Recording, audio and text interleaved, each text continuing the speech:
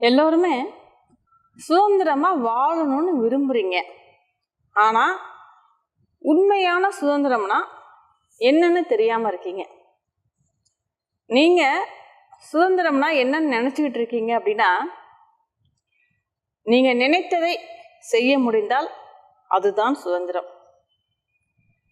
எந்த கட்டுப்பாடும் இல்லாமல் வாழ்ந்தால் அதுதான் சுதந்திரம்.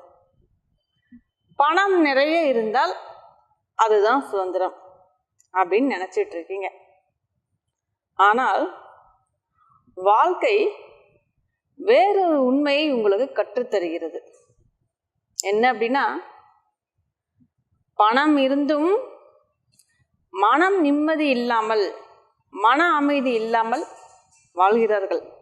பணம் எவ்வளோ இருந்தாலும் மன நிம்மதி இல்லாமல் இருக்கிறார்கள்.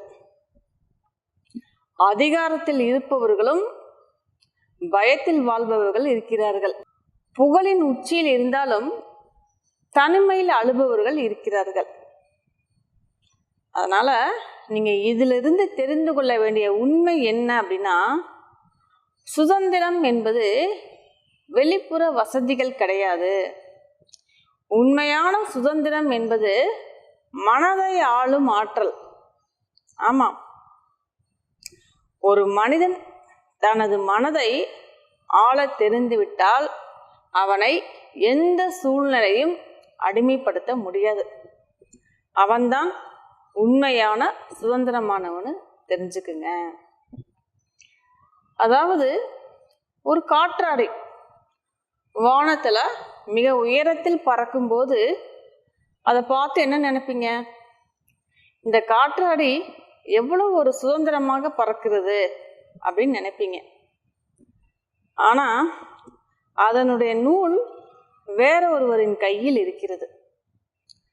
அந்த நூலை இழுத்தால் அது விரும்பும் இடத்திற்கு செல்லாது. அந்த நூலை வைத்திருப்பவரின் அவர் விரும்பும் இடத்திற்கு தான் அது செல்ல முடியும். அதுபோல்தான் உங்களுடைய வாழ்க்கையும். கோபம் உங்களை ஆள்கிறதா? ஆசை உங்களை ஆட்டி படைக்கிறதா? பயம் உங்களை முடக்குகிறதா? மற்றவர்கள் என்ன நினைப்பார்களோ அப்படிங்கிற எண்ணம் தான் உங்களை முடிவெடுக்க வைக்கிறதா? அப்படி என்றால் உங்கள் வாழ்க்கையின் நூல் உங்கள் கையில் இல்லை. உண்மையான சுதந்திரம் என்பது உங்கள் வாழ்க்கையின் நூலை உங்கள் கையில் வைத்திருப்பது தான் உண்மையான சுதந்திரம்னு தெரிஞ்சுக்குங்க. அதாவது கப்பல் கடலில் மிதக்கிறது.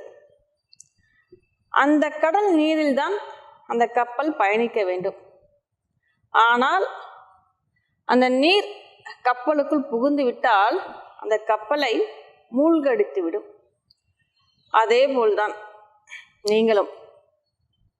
நீங்களும் இந்த உலகத்தில் தான் வாழ்ந்தாக வேண்டும். ஆனால் உலக ஆசைகளும் பொறாமைகளும் வெறுப்புகளும் பற்றுதல்களும் உங்கள் மனதிற்குள் புகுந்து விட்டால் அது மன அமைதியையே மூழ்கடித்து விடும்.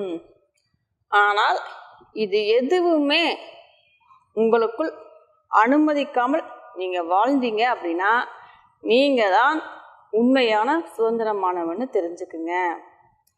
உண்மையான சுதந்திரம் என்பது பொறுப்புகளை விட்டு ஓடுவதல்ல, குடும்பத்தையும் கடமைகளையும் தியாகம் செய்வதல்ல, அதற்குள் இருந்து கொண்டே மன அமைதியை இழக்காதவன் தான் உண்மையான சுதந்திரமானவன்னு தெரிஞ்சுக்குங்க. அதாவது குடும்பத்தில் இருந்து கொண்டே சுதந்திரமாக இருக்கலாம், வேலை செய்து கொண்டே சுதந்திரமாக இருக்கலாம், சமுதாயத்தில் இருந்து கொண்டே சுதந்திரமாக இருக்கலாம்.